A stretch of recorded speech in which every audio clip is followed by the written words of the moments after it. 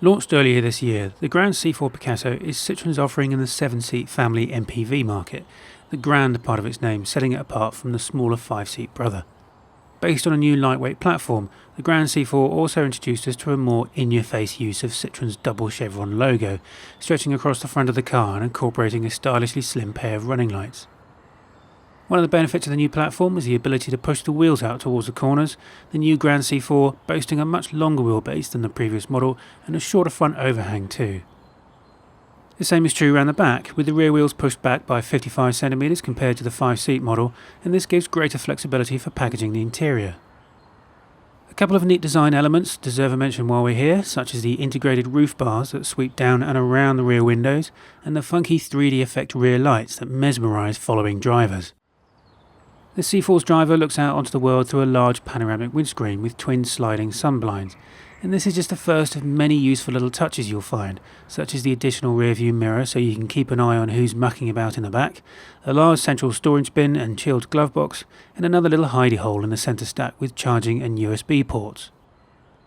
The rest of the dashboard is reassuringly wacky, as we'd expect from Citroen, with a large central display for the dials and a variety of interesting finishes, most of which are pleasingly soft and squidgy.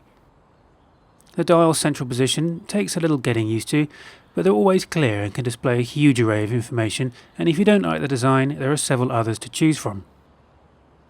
Most of the car's functions are controlled through a touchscreen mounted just below this, and this gives access to the car's climate, audio, navigation and other systems. It always works pretty well, but we'd have liked dedicated temperature controls just to make things easier. Rear seat passengers are somewhat spoilt back here. There's tons of room for heads, knees and feet, and if they want to enjoy the full aircraft style experience, there are drop down tray tables to play with that even incorporate a little light. As if that wasn't enough, they also have their own ventilation controls, a charging point, a pair of handy underfloor storage compartments, and retractable sunblinds that rise out of the doors. There's plenty of seat origami on offer, with seat bases that flip up, allowing the seats to slide forward so people can clamber into the third row seats. The seats slide independently so you can sacrifice legroom for boot space, and the seat backs recline for greater comfort on longer journeys. And, of course, you can fold them flat if you're carrying stuff, not people. The boot has 632 litres of space on offer, or 793 with the seats slid forward, while the third row seats fold out of the floor easily. Drop all of the seats completely and you'll have a massive 2,181 litres of space to play with, that's rivaling even most vans. And if that isn't enough, you can also fold the front passenger seat forward to accommodate loads of up to 2.75 metres in length.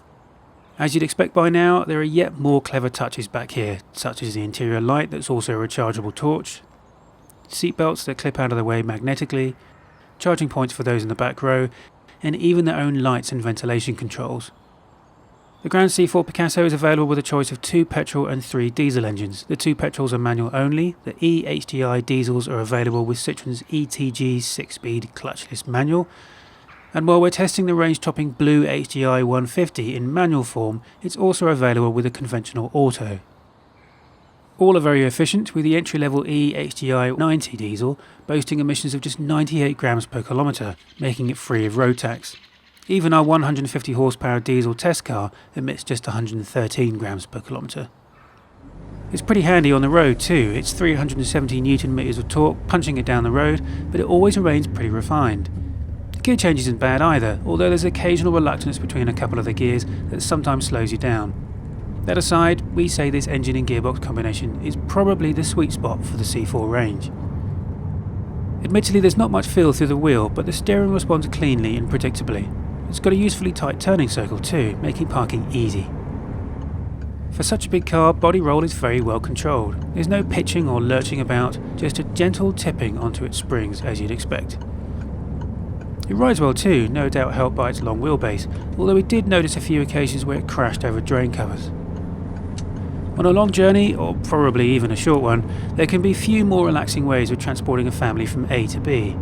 It's possible the Ford S-Max offers a touch more for the driver, but the C4 makes up for it with relaxation and goodies.